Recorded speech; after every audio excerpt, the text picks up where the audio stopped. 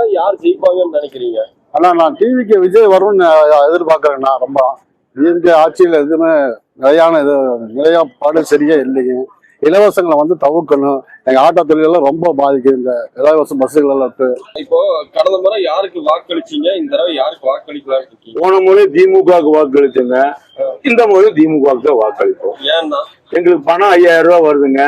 கடமையான டிஎம்கேக்கு வாக்களிச்சு. எதனாலங்க? அது கொஞ்சம் எங்களுக்கு அந்த கட்சி பிடிக்கும், அதனால அதுல வாக்களிச்சிருக்கோம்.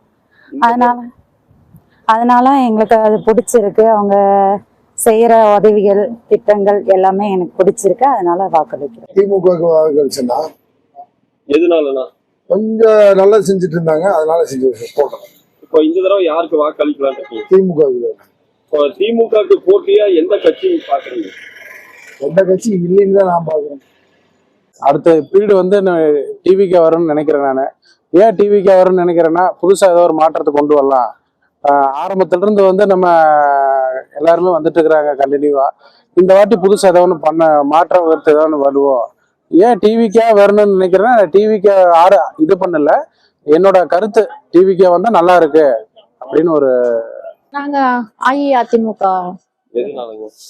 எங்களுக்கு வந்து அவங்களோட போன ஆட்சியில் அதுக்கு முந்தின ஆட்சியெல்லாம் வந்து பாத்தீங்கன்னா அந்த ஆட்சியோட அமைப்புகள் எல்லாமே எங்களுக்கு அதாவது மக்களுக்காக இருந்த மாதிரி இருந்தது எல்லாமே. ஸ்டாலின் அவர்களுக்கு. எதனால போட்டீங்க? இதனால ஒரு மாறுதல் வரணும்னு போனதுல கேட்டாங்க, மாறுதல் வரணுங்கிறதுக்காக போட்டோம்.